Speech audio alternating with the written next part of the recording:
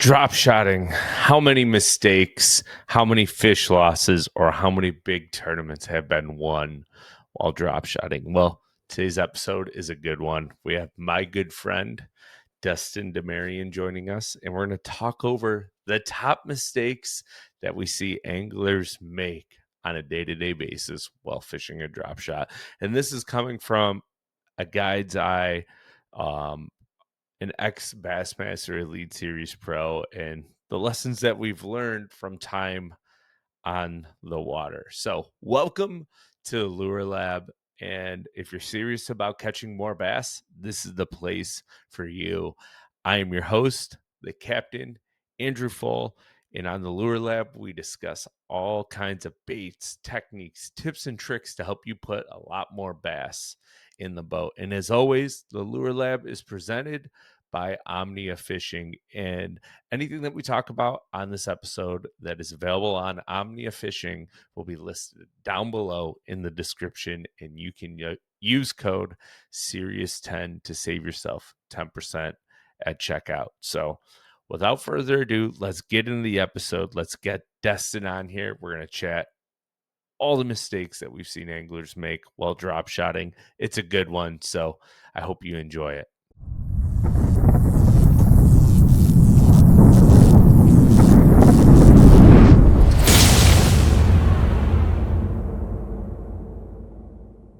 All right, welcoming back to the Lure Lab, my good friend, Destin DeMarion, from about a short 40-minute drive down. Hey, buddy. Hey, how's it going? We actually got to see each other a few times this year, which was pretty great, and hopefully at least one or two more times. Oh, we will.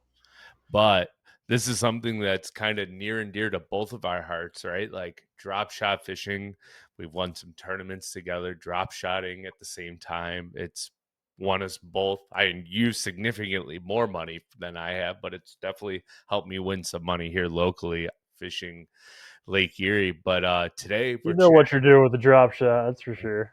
Definitely when it's a wiggle bite. Like and you have a different style, and it works. And then I'll doing something else, and it works. And like we both can make it work our own style. You can make fish bite doing different things, but we're talking about mistakes, right? Like so many anglers, including ourselves at times, make big time mistakes while fishing a drop shot. And I think it's important to start diving into some of these like mistake series, because every technique, there are so many mistakes that anglers can make that eliminate bites for them, right?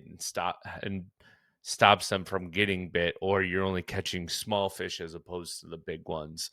So today I asked you to come on and we're going to chat about your top 3 mistakes that you see anglers make while fishing a drop shot. And you can add in there too, like mistakes that you've corrected, and I'll even feed in as well some mistakes that I see. And when you're guiding, you see all kinds of things, and we're always coaching and helping anglers in our boat. And it's consistent with a lot of the same ones, it seems. Like it's a lot of the same issues that we got to coach, and I think this will help. At least give some people some ideas beforehand. Like, oh, okay, I got a better idea going into this. Like, I see I was doing that, because a lot of them, like you said, you and I probably made these mistakes and just learned over the years. I still make the mistakes when I'm too fast. I can't slow down, etc. Like we all do. Yeah, and that's what we're going to dive into. And there's all kinds of different things and different ways that drop shotters, like when you drop shot, you can do or don't do, and rods, reels, setups.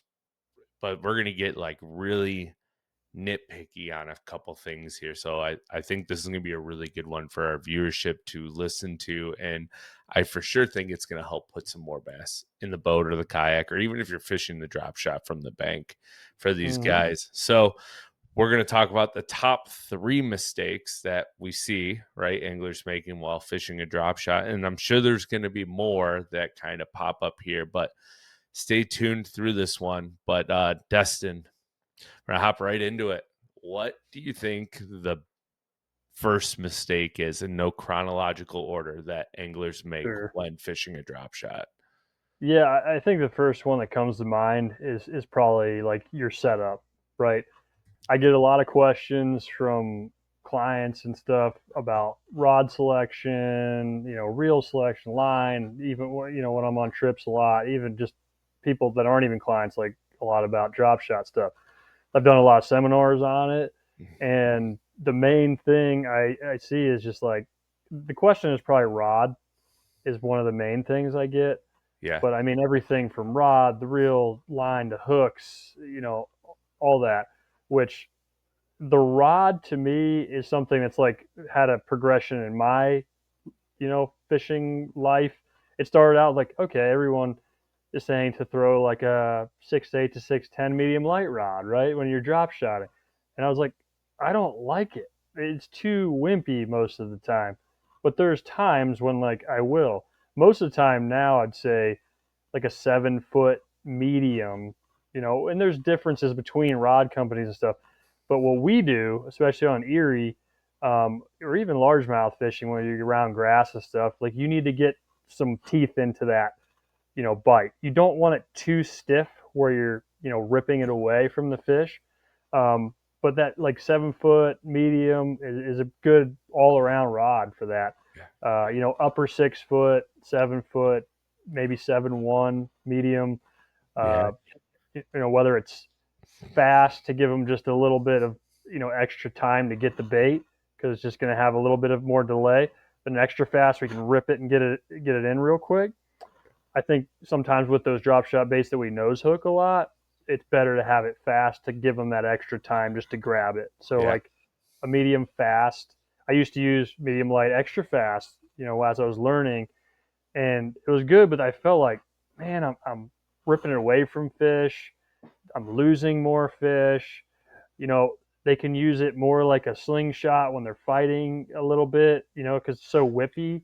I think it's important to have a rod with like that fast tip, right? But also Yes. to be parabolic through it. So when you do drill them, Yeah, you you have, need that you know, flex. yeah, You do. You need that that deep flex. bend. Yeah, and that's what I mean when you got medium fast. Like you're getting that perfect in between. You got flex, but you're got the delay where you're getting that hook penetrated, which is number one thing. Like the thing that I could not emphasize more is like the thing that I realized I was losing fish or missing fish or whatever. I wasn't driving that hook in enough. Like that is the main thing you can do when you're drop shot fishing. If you can't get that hook in there perfectly, it's going to be hard to get that fish in. So when you or have a ton of line out like we do when we're fishing 40, 50 feet of water, like in that all that drag from the water on your line, I mean you have to be able to have a little bit more strength in like a medium or something where you can get that hook in really quick. Yeah. Fast Yeah. gear ratio reel is another one. So like I used to use those Revo rockets. Those things were killer because they're such a fast gear ratio. Just like when people do with bait casters, it's not talked about much. With spinning reel gear ratios, it's huge because when you're picking up that much line, you have that much bow and slack. When you feel that bite, you got to rip it. You got to reel in quick and get that hook in so you can get that tension on it. Yeah, having a full spool of line definitely helps as well if you're running like Yep. a 2500 size reel. And I personally like, I don't know where you fall on this because I feel like we've both toyed around with it quite a bit. I almost like a smaller reel, like filling it up all the way because I Yeah, feel I like do too. I can get more line on them quickly. When you go to a bigger reel, I feel like you're losing speed, but you have that line capacity, right? And I agree. I like a 2500 smaller is wheel like because I sweet can spot. turn it much quicker. Yep. Even though I'm not turning as much per crank, I feel like I just have more leverage with the smaller reel, which is weird. But No, I I'm agree with you 100%. yeah, Like I prefer not to use. I like the 3000 for like other applications. Like if I'm making long casts with like a swim bait or just stuff like that. Like I like that line, having all that, line on the spool. mhm, But like drop shotting, like you're saying, I agree. I want a little bit smaller spool. It just feels like you're getting it into them quick. You're able to control that fish better, in my opinion, too. I think it's just it might be a mental thing, but I agree with you. I think it's a great. fishing Right. is all Thing. mental, right? Yeah. Yeah. So But now that line, right? braid is so important. Yeah, the braided line, like we're, Yeah, you I know. was gonna say on that, like you can go Google and you'll find articles from the late 2000s, right? Like 2005 to 2012, and everyone's gonna say fluorocarbon, Mhm. straight fluorocarbon. You can do it. You're gonna catch a lot of fish, but yeah, like braid to fluoro, like what pound braid are you throwing and what pound fluoro are you tying on? And then I want to know about your leader length too, because there's a big one there.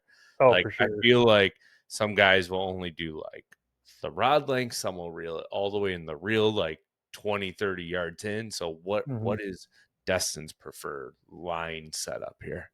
Yeah, so like I typically go 8 to 10 pound test, mostly 10, but I've been going to 8 because I have been trying sinking braid too, and I like it. It's a rate of fall thing. It's keeping it down, especially when you got wind, and it likes to keep that braid up. Like you can just control it more and keep it down there.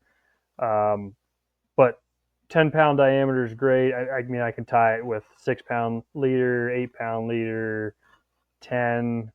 When I go to 8, it's a little harder to go to like a 10 pound leader with that 8 pound diameter. But I mean, 10 is great. 10 pound braid for like 6, 8, and 10. I like to use it, with all of those. Um, I do run typically a long leader, especially in Erie. If I'm like largemouth fishing or fishing more stained water, I won't go as long of a leader because it doesn't matter. But I feel like if they see your line at all here, like it's just, I don't want to think about it. Like, hey, they saw my, they're able to see my braid, like, especially with fluorescent braids a lot that we use, visible braids. I just don't like it. Yeah, for sure. Now, can you speak on why sometimes anglers will make the mistake of fishing too heavy a fluorocarbon with their drop shot and what that does to the impact of the bait and etc.?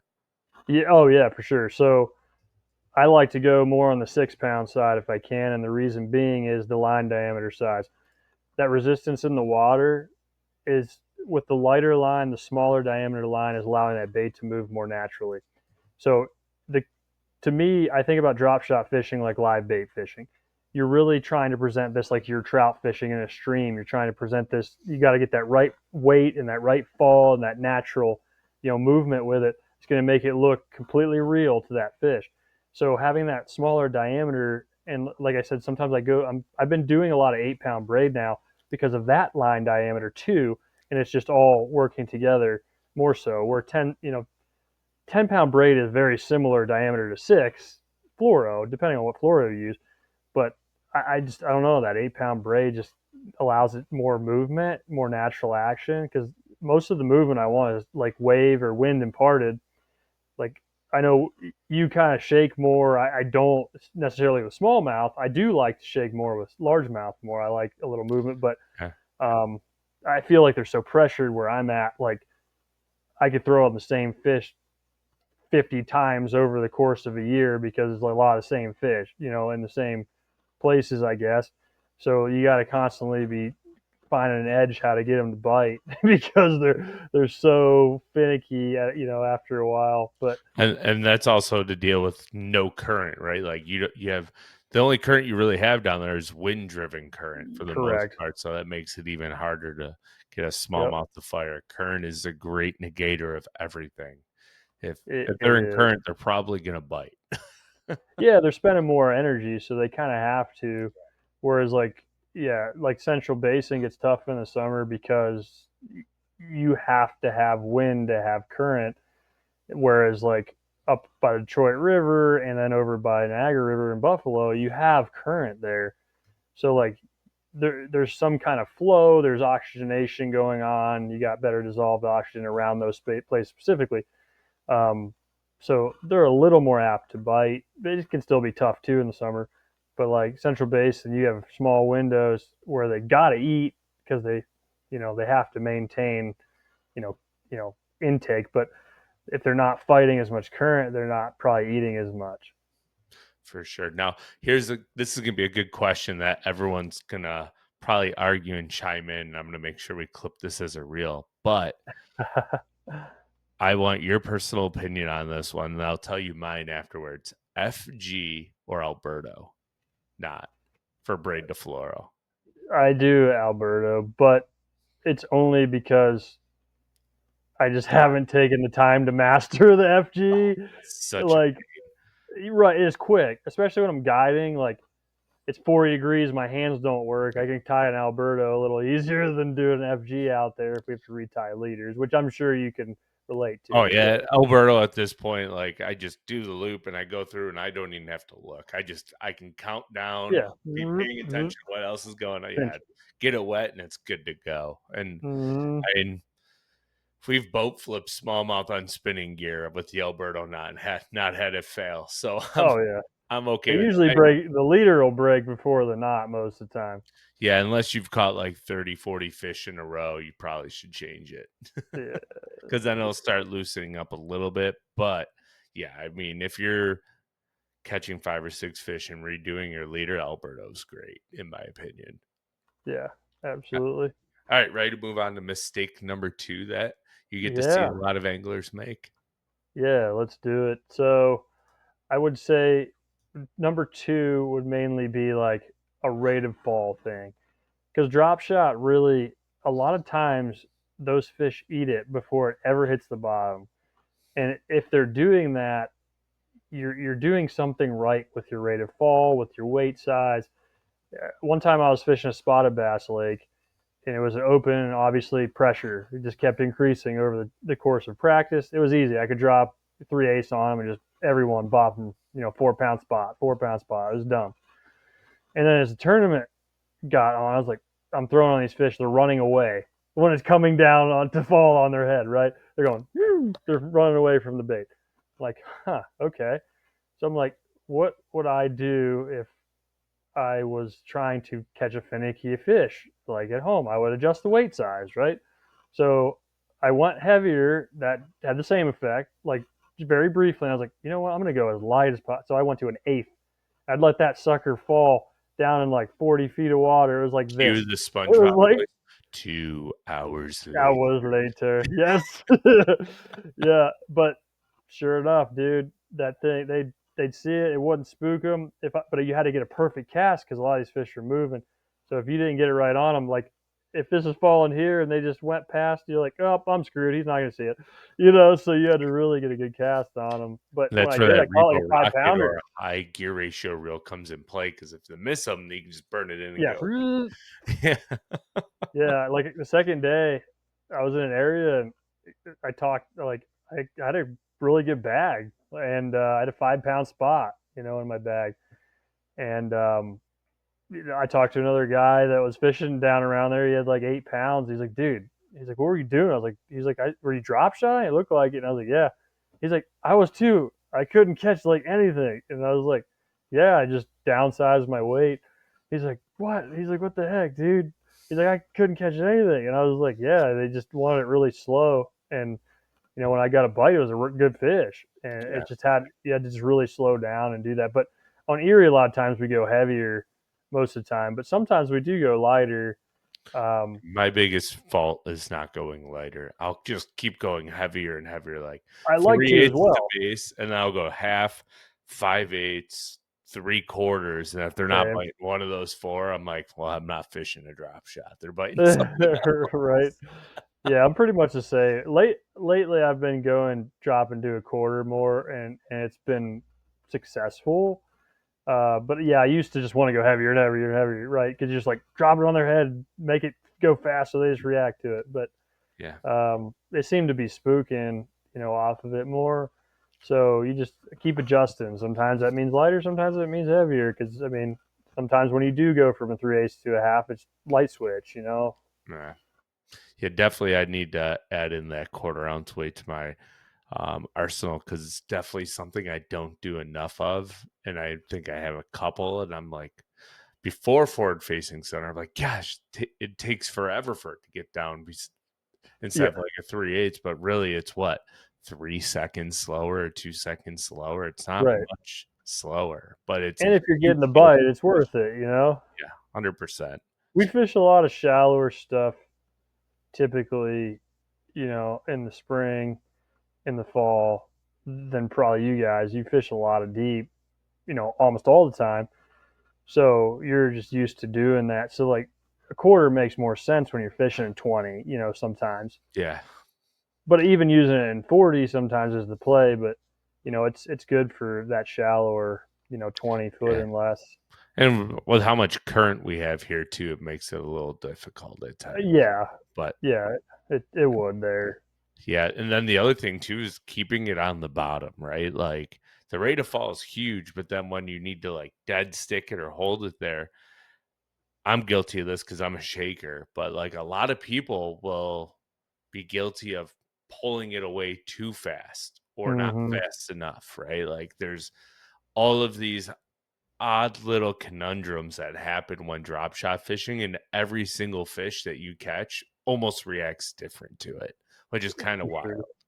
It is. Yeah, they're all different. They definitely react. You could be like, oh, they're all gonna eat a quarter of this rate of fall, and then like I threw it like 10 more and they don't want it, like, and that could be a bait thing too. But I think you're right. Like sometimes they all are a little bit different, and that's usually in a tournament. I'm gonna have 2 to 3 different sizes tied up to be able to Right. switch back and forth. But like you said, yeah, sometimes keeping it on the bottom is keeping, like, that's definitely a thing I see guiding, because people like to fish it like too fast a lot of times, and they're moving it too much where it's not even on the bottom. Yeah. So if One that of my line's favorites is constantly tight, they what's that? they throw it out, right? And I'm like, drink that cup of coffee to let it get down. So Yeah, they wait like leave 20 the barrel seconds. open. Then they close it and then they start to do this. And I'm like, no, no, no, no, no. We're just gonna slowly drag it. I want to make sure you feel everything or do nothing at all and then move it, Yes, right? Like the last count rocks. the only time that you're spinning that reel is when you have to pick up that slack that you created Yep, by dragging it. So 100%. and then if you don't feel bottom, open that bail and let it get back down because you're fishing too fast. Yeah, like that's the one thing I'll look at. Like I'll see the line, it's like too tight. And I'm like, that's not on the bottom. And then I'll sometimes I'll put the scope over there. I'm like, it's like 3 feet off the bottom right now. I was like, there's a fish, and he came up to it, but drop it, and I get back down because he's down there. Uh, Um, that's definitely something. It's hard. And when it's windy, it's really hard. For anybody to keep it down there. But I always like to keep a little bit of slack in my line. You can bump it ahead and just move it slowly with keeping slack. So like you're feeling the bottom and you're still on the bottom, because even if you're like a fish is tracking it and you just come off the bottom and you go back and you're just doing erratic weird stuff, like it's just gonna be like, I don't know. Like if it's a finesse bite, that's not really like encouraging for them to bite it a lot of times when it's just like it's just doing stuff that's just not natural, I guess. yeah, for sure.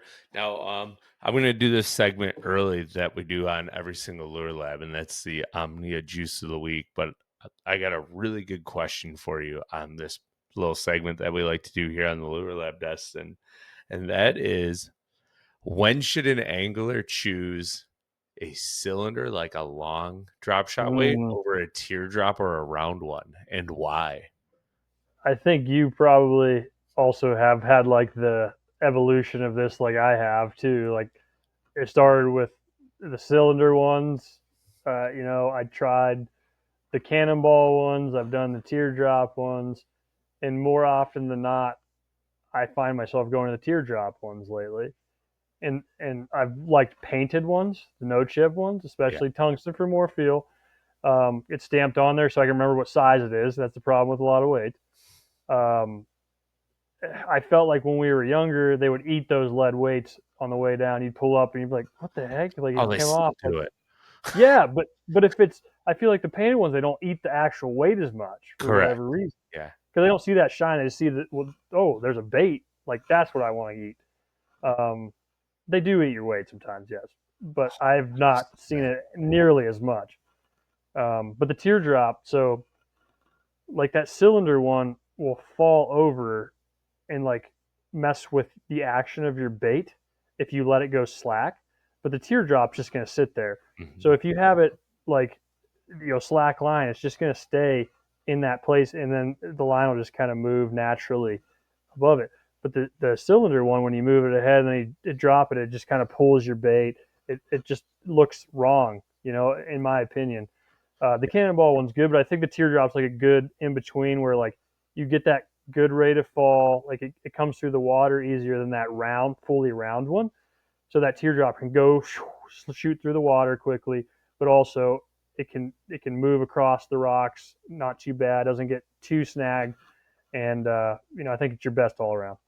Yeah, I'm going to agree there. Like the only time I really throw the cylinder ones is if I'm making a really long cast and I'm like dragging a swim bait with it in just constant motion, or if we Mm-hmm. have to do the infamous Lake Erie drift and we're dragging it 200 feet from the boat Agreed. with the If you're wind. drifting, for sure. Yep. Cylinder, 100%, you get snagged up less. It comes through structure a lot better than a teardrop or a round one Yeah, would. because it just kind of bounces along, Yeah. when you're drifting, which is perfect.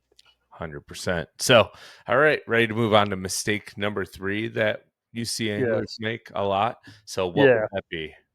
So that we're gonna get to like baits now. Like that's where I'd say I'd see big problems with is bait selection and just for the conditions where you're fishing, what kind of bass you're fishing for, and what drop shot baits are gonna excel. Like up here, if it's max scent or it's got some good scent to it and it's a certain size, like it feels like that's the thing, right? That's what these smallmouth like to eat. If it's mimicking the gobies and the shad and like those bait fish that are about yay big, they're very scent oriented here. So it feels like if you don't have that scent truly infused into that bait, um, it's going to be a problem. Like when I started out, when goby oil was made, Man, that uh, stuff is so good. I just it, ran it out. is. I got like half a thing left, but Oh, yeah. So my good friend Rich and Dean Meckes, they made it. They literally had to go catch gobies to make it, so it was very labor intensive. But I got some of the first ones, and it was insane when I'd marinate those baits, like how long it would stick in those like crosstail shads when they were really popular. Like I was crushing on those, like in big tournaments and having really good success. Fishing even when I was a co-angler with guys, it'd be like 4 or 5 to 1 bites because of that infusion of that goby bait in it or the goby oil in it. So I mean that's really important. Like yeah. I think covering your scent is important. It's just like hunting. Like I use bait fuel a lot when I largemouth fish, because like a lot of the robo worm type plastics, they're really not scented. There's some salt in it, but like just covering it with like that bait fuel, I think just keeps your human oils scent off of it, and hopefully they're less apt to like not think it's real. Yeah. Um, Yeah. but yeah, So, the like, max scent stuff is killer up here. I mean, you got to robo worm anywhere you're largemouth fishing, spotted bass fishing, pink or purple. That's you can get away with that about anywhere you spot a bass or largemouth fish. yeah, I would say like largemouth fishing, only one other bait that I could really add into like if you're not throwing a robo worm, you're probably not catching a bass. But if they don't want to eat a robo worm, the Strike King finesse worm, wacky rigged, has always been a good one there. And I think that's That's good bait. another mistake guys make, right? Is rigging it. Like nose hooking is fine, but when you start getting to longer worms, some some fisheries they want it wacky rig depending on where you're fishing it, Mm-hmm. or you have to Texas rig it when you're in grass. And it's messing Like around a finding the right hook for your setup to really mm-hmm. increase that bite to land ratio. Yeah, absolutely. I think for those Texas rig ones, like there's not a better hook than a cover shot, an owner cover Amen. shot. I was an owner forever. Like I still, that's what I use. I use owner mosquitoes. I've experimented with like some BKK, which I like, but the owner mosquito hook for nose hooking, number two, can't beat it. We've tried. You and I both know we've tried all kinds We, of we've hooks. we've tried a bunch of different hooks, and I've got it down to like 3 that I might use and recommend. So Yep. like, and I Well, feel for like me, it's owner Aki. The Aki Light is a good one, but it's basically just the mosquito, but it's the saltwater version and the cover shot. Like that's what I'm using 99% of the time. yeah, if I was to open up my drop shot box, it'd be Ichikawa CT5, BKK, owner Mosquito, and then if I'm going Texas rig, it's cover or cover light. Like those Yeah. are it. That's all you need.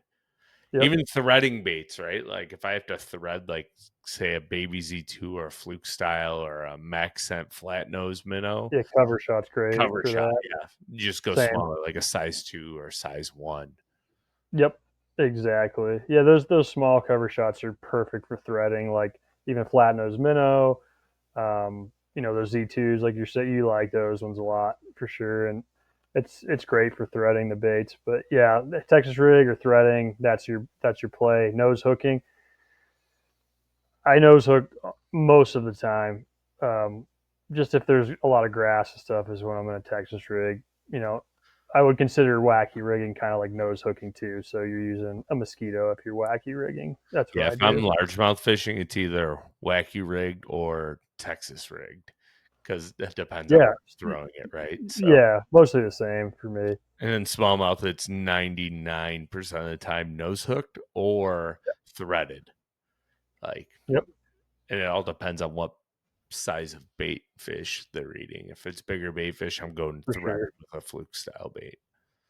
Yeah, like I know that's popular at St. Clair, doing the threaded with a fluke style like a Z2 or something. The only thing I will like piggyback on this, the only thing I do not like about threading a bait on is I feel like they get it so deep every single time, and I'm like, I'm gonna kill some fish, and I do not like it. So I end usually like, how can I make them hook up well and nose hook? And I'm like, well, I'm just gonna throw what I normally would throw, and I might get less bites, but I'm still gonna catch them. So Yeah, no, I get that too. I mean, that is the problem sometimes.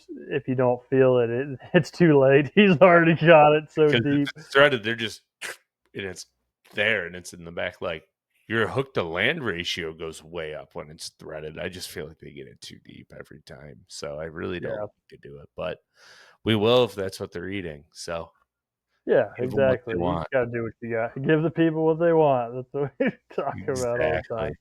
So, Destin, as we move to wrap this up, is there anything that you think we might be missing? Hmm. Um. Yeah, I think we got pretty in depth with things. I'll try to rack my brain. I mean, when I'm largemouth fishing around grass, sometimes I will go to like a Yeah. uh, medium heavy fast. That is something to consider. Maybe a little bit longer too, just for a little more leverage. Because when you're getting them out of cover, even occasionally go to a bait caster. Yeah. Flip shotting is a Yes, really good Bubba way. Shop, Flip Shop, like Flip Shop. Flip was a Bubba Shop or the Bubba shot, Flip yeah. Shot. Like we that could be an entirely different I hour. know it's not even. I don't even consider it the same Yeah. like category, but yeah. I There is a nice little trick I will share on Bubba shotting, which is I learned it. You For the tag, you put a bobber stop up, then you put an upside down Texas rig weight, so it's going to fall down, and then put another bobber stop. So then you can adjust it and take it off. You just take the one bobber stop off if you need to change the weight size, but it's going to fall really, quickly through the grass, like with that like pointy end down, and it's going to that's be sneaky good. really weedless. Yeah, yeah. It's a good tip. We'll make Pretty sure we share that. nasty. Yeah, it's good. Yeah, yeah, that's pretty nasty. I don't use it as often as I should, but it is a good little trick. Um, but yeah, I mean, if we could get so deep in the weeds, you know how much you and I both drop shot. So I mean, we could just Too get much. insane. Yes, right. That's what I'm a hesitant finesse guy because you and everyone else that knows me knows I love to power fish. Like I want to power fish if I Same. can, but Unless I'm smallmouth fishing, you can't. yeah, yeah. But I mean, I crank them a ton. Like I crank smallmouth. Like I love cranking them. I crank them a lot of times here. But there's some days they don't want it, and it's just especially guiding. Most of the time, it is finesse. Yeah. And you gotta, and unfortunately, like the drop shot is one of the easiest tools to get fish to bite. But 100%. to get bigger fish to bite it, it's probably one of the more technical tools that we For have in sure. our arsenal. And it's fixing the tiny little nuance and being so particular with detail that get you that one or two kicker bites when you're fishing in a crowd of people that I think a lot of anglers should spend a lot more time doing just to really dial it in, because it can be one of the more finicky techniques to really dial in to get For bigger sure. ones. And I think finesse in general is very detail oriented. I think when you talk about finesse in like parallel to live bait fishing, you're the bait isn't doing what live bait is doing for you. You have to like make everything go to make it look natural, which is with your line setup, with your rod setup, how you're holding it, if you're moving it or if you're not moving it, where you're positioning it in the current, how you're, positioning it to taking it to the fish. If you're in current, you're bringing it up to them or back, like with the current. Like there's so many things in those details that make all the difference. Even how you rig your bait, if it's nose hooked, if it's threaded, is it not having enough movement? Is it having too much movement based on how you rig it? Um, those are all those little subtle things that do make a huge difference, between getting, bites and big bites. For sure. So, well, Dustin, thank you for joining us here. It's been a little Thanks for long having me, bud. yeah, we've both been busy, and I'm glad I was able to get you back on and I can talk about something that we both have very near and dear to our hearts, and something we Oh, do yes. 90% of the time we're fishing now. So, Yeah, it feels like. yeah, thanks for taking the time and coming on. And I hope some of our viewers who tuned into this take something away from it and help them improve their drop shot fishing game. So, I hope um, so. yeah, and go catch them up. I know you got a few more bass strips here through Hmm. November, so go catch a few more giants, man. And we'll Yeah, man. We'll keep catching those chromers. I keep checking every day and seeing you catching them on your little purple and pink flies you've been tying. They look oh nice. yeah, it's been fun. So I got to get you up here to come do it with me one day. We'll do it this winter because I mean, once the bass trips and stuff are over, we can do it for sure. For sure. Yeah, we'll figure out a day. It's not hard to meet in the middle. It's not far. No, So, no, it's really not. all right, man. Well, thank you again. We'll chat soon. All right, buddy. All right, buddy. Have a great night. Yeah, you too. And that's a wrap, folks. Thanks for tuning in to this week's episode here on the Lure Lab, talking the top mistakes that anglers make while fishing a drop shot. We greatly appreciate you making it this far through the video. And if you're watching on YouTube, hit that subscribe button if you're new. Leave some comments down below of maybe some of the mistakes you've noticed yourself making or you've seen other anglers make. I want to hear about them down below. So thank you for that. And if you're listening on your favorite podcast platform, please leave a review if it allows you to do so and you have not done so already. It helps the Lure Lab Serious Angler Network be seen by more people who are interested and who that love bass fishing. So until next week, we will see you all then.